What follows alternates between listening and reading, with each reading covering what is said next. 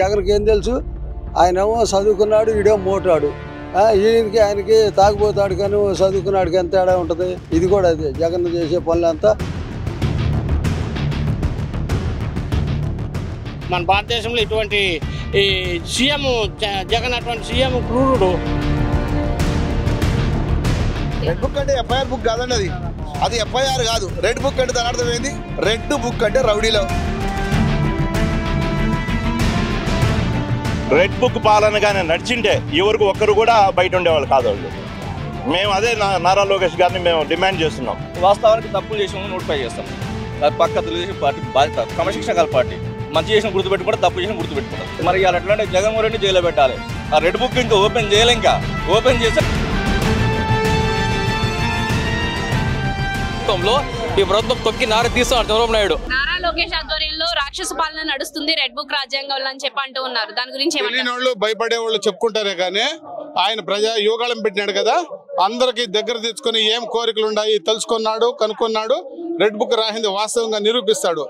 చేతకాని వాళ్ళు చెప్తారే కానీ ఈయన గుర్తు లేకుండా ఉంటుంది. రెడ్ బుక్ రాసుకొని నేరుగా ప్రవర్తించి నేరుగా ఉండే కోరికలన్నీ ఎవరు సమస్య ఉందని రాసి పెట్టుకొని చేస్తా ఉన్నాడు. రాక్షస పాలన వాళ్ళలో ఉంది కాబట్టి వాళ్ళకి ఆ అవగాహన ఉంది.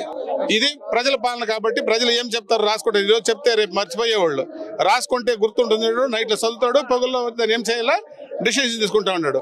చేతకాని వాళ్ళు చెప్పింది రాక్షస పాలన, కానీ రాక్షస పాలన వాళ్ళు ఆ వేలో వాళ్ళు ఉండరు కాబట్టి వాళ్ళు అట్లా చెప్పినారు. రెడ్ బుక్ పాలనలో మొత్తం అంతా అస్తవ్యస్తంగా ఉంది, రెడ్ బుక్ పాలన నడిపిస్తున్నారా అని అంటున్నారు. అదంతా ఒట్టిదేనమ్మా, అంతా రెడ్ బుక్ లేదే లేదు. ఆయన అంతా రాజ్యాంగంగా అదొక పాలసీగా నడుపుకుంటున్నాడు. అంతేగాని వీళ్ళంతా తెలిసి తెలియకుండా ఈ జగన్కి ఏం తెలుసు? ఆయనేమో చదువుకున్నాడు, ఈడేమో మోటాడు. ఆయనకి తాగుపోతాడు కానీ చదువుకున్నాడికి ఎంత తేడా ఉంటుంది? ఇది కూడా అదే జగన్ చేసే పనులంతా తాగుబోతు పరిపాలన, దొంగ పరిపాలన. లోకేష్ గారి పాత్ర నెంబర్ 1 పరిపాలన. ఈ ప్రభుత్వం వచ్చాక ఎక్కువ అఘాయిత్యాలు, గొడవలు జరుగుతున్నాయని వైఎస్ జగన్ కామెంట్ చేస్తారు. వాళ్ళ వృత్తి అది. వాళ్ళు అన్ని ఫేక్ న్యూస్ చేసే దాంట్లోనే వాళ్ళ వృత్తి. అన్ని ఫేక్ వాళ్ళవి. ఇంతవరకు వేసింది ఏమి ఉందమ్మా?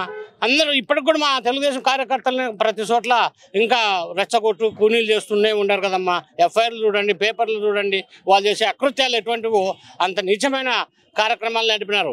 మినిస్టర్ కాటి నుండి మా ఎమ్మెల్యే కాటి నుండి కార్పొరేటర్ వరకు అవినీతి పరులే వాళ్ళు. రోజు జనం చూస్తున్నారు ప్రతి గ్రామంలో.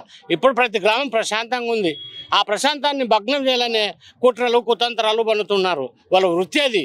అంత సాంప్రదాయం లేదు, అంత మంచి సాంప్రదాయం కాదు అది. మన భారతదేశంలో ఇటువంటి ఈ సీఎం జగన్ అటువంటి సీఎం క్రూరుడు ఇంకొకటి రాకూడదని ఆ భగవంతుని కూడా ప్రార్థిస్తున్నాను. రెడ్ బుక్ అంటే ఎఫ్ఐఆర్ బుక్ కాదండి, అది ఎఫ్ఐఆర్ కాదు. రెడ్ బుక్ అంటే దాని అర్థం ఏంది?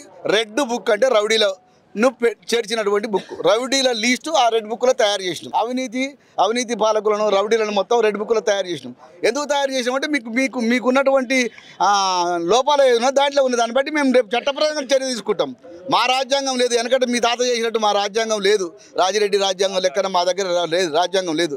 మాది ఏమైనా చట్టపరంగా రాజ్యాంగం ఉంటుంది తప్ప ఇంకోటి కాదు. చంద్రబాబు నాయుడు కానీ, లోకేష్ కానీ తెలుగుదేశం పార్టీ అంటేనే, ఎన్టీ రామారావు పెట్టిన తెలుగుదేశం పార్టీ అంటేనే పేదల పక్షాన్ని పెట్టినటువంటి పార్టీ. ఎస్సీలకు, ఎస్టీలకు, బీసీలకు, మైనార్టీలకు అందరికి కూడా న్యాయం జరిగిన పార్టీ. ఈ దేశంలో పటేల్ పట్వారీ వ్యవస్థ తీసేసినట్టు అంతకంటే గొప్ప విషయం ఏదీ లేదు. పటేల్ పట్వారీ వ్యవస్థలో సామాన్య ప్రజలందరూ నలిగిపోయినరు. 2 రూపాయల కిలో బియ్యం, జనతా వస్త్రాలు అయితేంది. ఎన్టీ రామారావు ఆ పార్టీ ఏ ముహూర్తంలో పెట్టిండు? ఒక బ్రహ్మ ముహూర్తంలో పెట్టిండు. ఆ పార్టీ పెట్టినప్పుడే ఈ రాష్ట్ర తెలుగు ప్రజలందరూ కూడా ఒక శుభదినం. కాబట్టి తెలుగుదేశం పార్టీ ఇంకా 10 కాలాల పాటు వర్ధిల్లుతుంది. ఆ అవకాశాలు మెండుగా ఉన్నాయి. ఈ దుర్మార్గ పరిపాలన ఏదైతే ఉందో వైఎస్ఆర్సీపీ పరిపాలన, అది ఎంతో కొంతకాలం సాగింది, ఇక సాగేది లేదు. ఎవ్వరు కూడా నమ్మరు.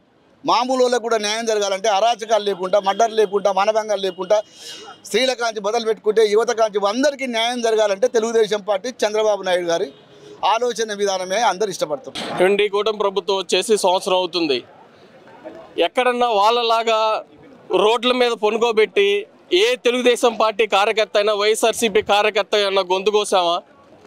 అదేవిధంగా ఏ రకంగా వాళ్ళని మనం ఏ రకంగా వైఎస్ఆర్సీపీ కార్యకర్తలు మేము ఇబ్బంది పెట్టాం? ఎవరన్నా ఒక స్టేషన్కి తీసుకెళ్ళామా? లేకపోతే ఎక్కడన్నా ఒక దౌర్జన్యం చేశామా? ఎక్కడన్నా ఒక అరాచకం చేశామా? ఎవరైతే చట్టాన్ని ఉల్లంఘించి మా పార్టీ ఆఫీసుల మీదకి, మా పార్టీ కార్యకర్తల మీదకి ఎవరైతే దౌర్జన్యంగా వచ్చామో చట్టపరంగా మేము దాని వరకే మేము పాటిస్తున్నాం. కానీ ఎక్కడైనా తెలుగుదేశం పార్టీ కార్యకర్త వల్ల కానీ నాయకుడి వల్ల కానీ ఎక్కడన్నా ఇబ్బంది జరిగిన దాఖలాలు ఈ సంవత్సరంలో ఎక్కడన్నా ఉన్నాయా వాళ్ళు ఒక్కసారి పరిశీలించుకోవాలి. అదేవిధంగా నారా చంద్రబాబు నాయుడు గారు ఒక క్రమశిక్షణ కలిగినటువంటి వ్యక్తి. ఆయన సారథ్యంలో నడుస్తున్న మేము పార్టీ కార్యకర్తలము. మా బాబు గారు కనీసం మేము మాట్లాడే విధానం కూడా ఏదన్నా మిస్టేక్ ఉన్నా, ఏదన్నా ఎక్కువ తక్కువ మాట్లాడినా కూడా ఆయన మమ్మల్ని ఒప్పుకోలేడు. అంత క్రమశిక్షణ కలిగిన నాయకుడి కింద మేము కార్యకర్తలుగా ఉన్నాము. గడిచిన ఈ సంవత్సరంలో మేము ఎంత పాలన ఇచ్చామో సామాన్య ప్రజలను అడిగితే తెలుస్తుంది వాళ్ళకన్నా. నారా లోకేష్ రాజ్యంలో రెడ్ బుక్ పాలన నడుస్తుంది అని అంటున్నారు, దీనికి ఏమంటారు? రెడ్ బుక్ పాలనగానే నడిచింటే ఎవరికి ఒక్కరు కూడా బయట ఉండేవాళ్ళు కాదు వాళ్ళు. మేము అదే నారా లోకేష్ గారిని మేము డిమాండ్ చేస్తున్నాం. డెఫినెట్గా నువ్వు రెడ్ బుక్ అని ఆ రోజుల్లో నొక్కి వక్కానించావు. ఈరోజు రెడ్ బుక్లోంచి ఒక్క పేజ్ కూడా ఇంకా మీరు తిప్పలేదు. డెఫినెట్గా అవన్నీ తిప్పాలి. వాళ్ళనే కాదు, వాళ్ళతో అంటగాగిన ఆఫీసర్లు కూడా ఈరోజు చాలా అక్రమాలకు పాల్పడుతున్నారు. వాళ్ళను కూడా ఆ రెడ్ బుక్లోంచి ఒక్కొక్క పేజీ తిరిగేస్తేనే కానీ నెక్స్ట్ 4 సంవత్సరాల తర్వాత మనం ఈ రాజకీయ మనుగడ అనేది ఒక రూపం దాల్స్తుంది. లేకపోతే కష్టం. ఇప్పుడు కడప జిల్లాలో వైఎస్ఆర్ స్టాట్యూ చుట్టూ జెండాలు కట్టారు. మేము అధికారంలోకి వచ్చిన తర్వాత మీ ఇంటికి వైఎస్ఆర్సీపీ జెండాలు కడతాం, మీరు ఊరుకుంటారా అని చెప్పేసి వైసీపీ నేతలు డైరెక్ట్. అమ్మా, ఈరోజు పండుగ. అదే రాజశేఖర రెడ్డి గారు రామారావు గారిని ఎంతగానో అభిమానించేవాడు. ఆయన చుట్టుకారం కట్టినానంటే ఆయన ఆత్మ ఎంతగానో సంతోషిస్తుంది, ఎంతో సంతోషిస్తుంది. దాని గురించి వీళ్ళేమి మాట్లాడాల్సిన అవసరం. రాజశేఖర రెడ్డిని అడిగితే బ్రతుకుంటే ఆయనే చెప్తాడు. రామారావు గారి జెండా నా పక్కన కట్టినారంటే ఆయన ఎంత సంతోషపడి ఉంటాడో ఆయన ఆత్మకు తెలుసు. నడుస్తుంది రాక్షస పాలన నడుస్తుంది అని చెప్పేసి అంటారు. అది తప్పుడు సమాచారము. అదంతా రెడ్ బుక్లో ఏవైతే ప్రజల మధ్యలో ఆయన పాదయాత్ర చేసినాడు నారా లోకేష్ గారు. ప్రజల కోసము, ప్రజలకు ఎక్కడ ఇబ్బందులు ఉన్నాయి, కార్యకర్తలకు కానీ ఎక్కడైతే ఎన్ని సమస్యలు ఉన్నాయో ఆ సమస్యలను మనం రాసుకొని వెంటనే ఆ సమస్యలను ప్రజల దగ్గర పోయి వాళ్ళ సమస్యల్ని తీరుస్తున్నారు నారా లోకేష్ గారు. అవన్నీ రాక్షస పాలన, అవన్నీ తప్పుడు సమాచారం. ఇది వాస్తవానికి తప్పులు చేసిన నోటిఫై చేస్తాం మేము. అది పక్క తెలుగుదేశం పార్టీ బాధ్యత. క్రమశిక్షణ గల పార్టీ.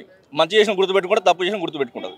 ఆ తప్పు తగ్గట్టు పనిష్మెంట్లు ఉంటాయండి. తప్పులు తగ్గట్టు పనిష్మెంట్లు ఎవరికైనా ఉంటాయి.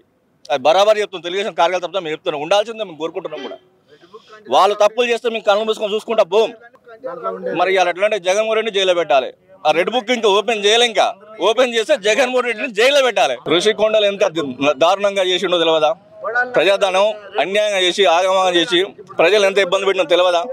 11 సీట్లు వచ్చినట్టే నీ పరిపాలన ఏ విధంగా ఒకసారి అర్థం చేసుకుంటే భవిష్యత్తులో బాగుంటుందని అనుకుంటున్నాను. 11 సీట్లకి రావడానికి కూడా కూటమి ప్రభుత్వమే మతలబు చేసింది, ఇవి తారువారు చేసింది అని చెప్పేసి. 2019లో నువ్వేం చేసినావు? వైసీపీ గవర్నమెంట్ అప్పుడు ఏం మతలాభం చేసినావు? అయ్యా నేను 151 వచ్చినా నువ్వే మతలాభం చేసినావు మేము అడుగుతున్నాం. నువ్వు చేసి ఉంటాయి చెప్పు, దాని సాక్ష్యాలు బయట పెట్టు, మావి కూడా సాక్ష్యాలు పెట్టు, బయటపడు. పనికిరాని ఆరోపణలు వైసీపీకి అలవాటే కదా. అది ఇలా కొత్త ఉంది. అవి పనికిరాని ఆరోపణలే. వింటాను చెప్తే దేనికి పని చేయవు అవి.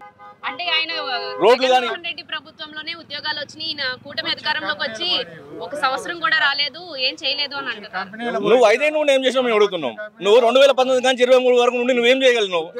24 వరకు నువ్వేం చేయగలిగినావు? మేము నైట్ నాగసాగర్ నుంచి వెళ్ళి మేము దగ్గర కడప దాకా వచ్చినాం. ఆ రోడ్లు చూస్తుంటే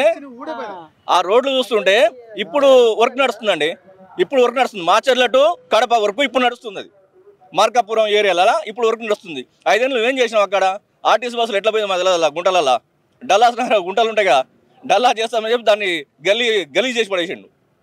ఎప్పుడైనా అభివృద్ధి అంటే బాబు అంటే అభివృద్ధి అండి. అది భారతదేశం కాదు, ప్రపంచానికి కూడా తెలుసు. భవిష్యత్తు కూడా అదే జరుగుతుంది.